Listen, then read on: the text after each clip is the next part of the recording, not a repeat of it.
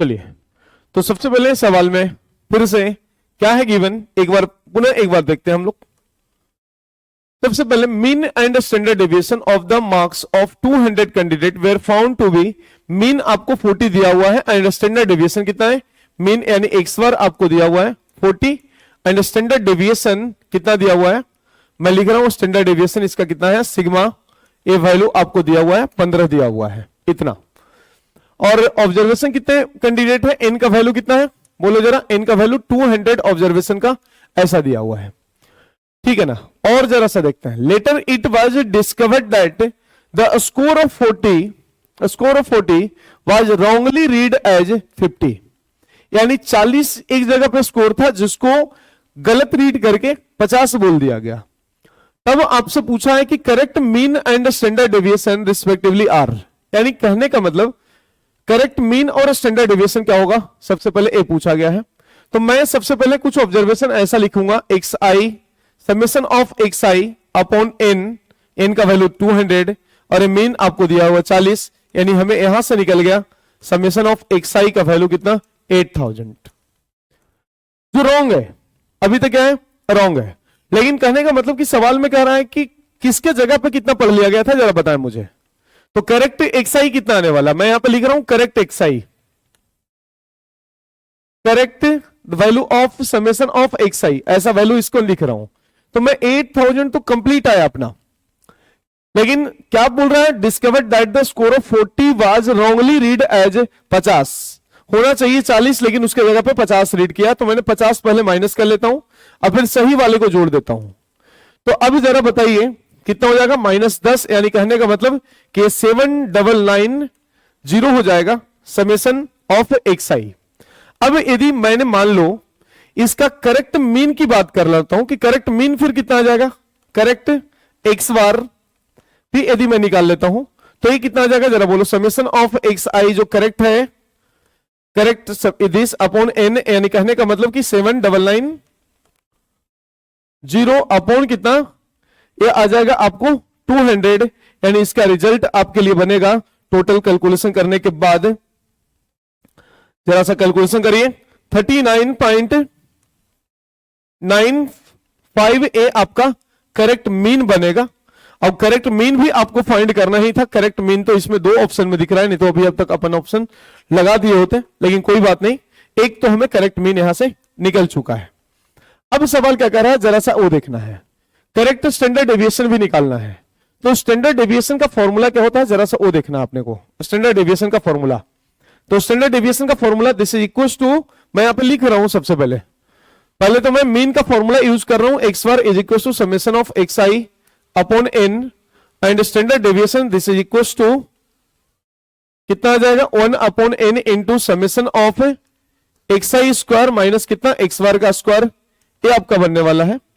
But correct की बात करना है, तो करेक्टेड कितना है, जरा सा बोलो, करेक्टेड, करेक्ट इसका एक्स आई का स्क्वायर लेना है समेशन में,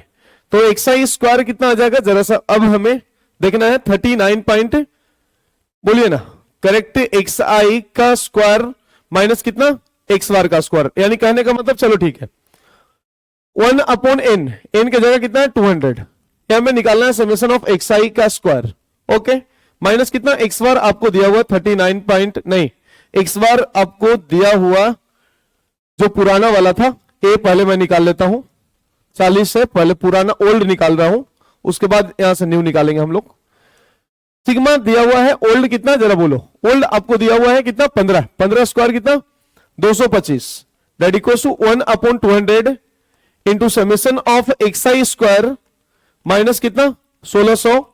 अब यहां से सोल्व करने के बाद समेशन ऑफ एक्स आई का स्क्वायर जो इसका वैल्यू आएगा, एक बार आप कैलकुलेट करके देखिए, summation of X I square आने वाला है 36500, ये आप सोल्व करोगे तो summation of X I square ये आपका बनेगा इतना। जरा सा जल्दी यहां तक आप देख लीजिए। अब मैं बात करना चाहूंगा, समेशन में अब करेक्ट बात करना चाहूंगा, करेक्ट किसका, correct summation of X I square की बात कर रहा हूं। तो करेक्ट का मतलब क्या होगा कि ओल्ड जो अपना आया था, बराबर है, ओल्ड जो आया था समेशन ऑफ कितना एक्स आई स्क्वायर अब बताओ मुझे किसके जगह पे क्या पढ़ा गया, 50 हमें हटाना है तो 50 स्क्वायर हटाना पड़ेगा। अब 50 की जगह 40 हमें लाना था, यानी जैसा कि आपको पता है कि 40 की जगह 50 पढ़ लिया गया था, तो 50 स्क्वायर माइनस कर लिया गया और 40 स्क्वायर जोड़ दिया गया। अब ये करने के बाद जो भी आपके सवाल दिख रहे हैं, समेशन ऑफ दिस, इसका यदि आप कैलकुलेट करोगे 36500 माइनस कितना 2500 प्लस कितना 1600, इसको यदि आप कैलकुलेट करोगे तो आ जाएगा 36410, एक करेक्ट क्या आया, correct summation of X I square, ये आपका यहां पे आकर के बन के तैयार हो गया। अब आपको निकालना क्या है, निकालना है आपको correct sigma square. This equals to once again वही formula, summation of X I square 1/n तो रहेगा ही, माइनस कितना एक्स स्क्वायर का स्क्वायर, ये हो जाता है ऐसा। अब मैं फॉर्मूले का यूज कर रहा हूं, this equals to 1/n, n का मतलब कितना हो जाएगा 200, और इसके लिए वैल्यू कितना आया अपना 36410 माइनस कितना एक्स बार, जो करेक्ट एक्स बार आया था 39.95, और इसका हमें क्या करना होगा, स्क्वायर करना होगा। अब इसको सोल्व करके जरा सा देखिए 1820.5 ए आ जाएगा, माइनस 1596.0025, इसको स्क्वायर करने के बाद आएगा जो रिजल्ट आपका 224.4975 आएगा, ये सिग्मा स्क्वायर। तो आप इसका करेक्ट सिग्मा की बात यदि आप कर रहे हो, करेक्ट सिग्मा की बात कर रहे हो, तो ये आपका आ जाएगा ऑप्शन सी के अकॉर्डिंग, यानी कहने का मतलब कौन सा होगा, यही पूछा गया था आपका 224.5 सिग्मा स्क्वायर ही पूछा गया है, 224.5 अप्रॉक्स वैल्यू, यानी ए आपका ऑप्शन सी को जाता है, यानी option C is the correct answer of this, क्योंकि हमें मीन पहले आ चुका था एंड स्टैंडर्ड डेविएशन हमारा बाद में आ चुका है।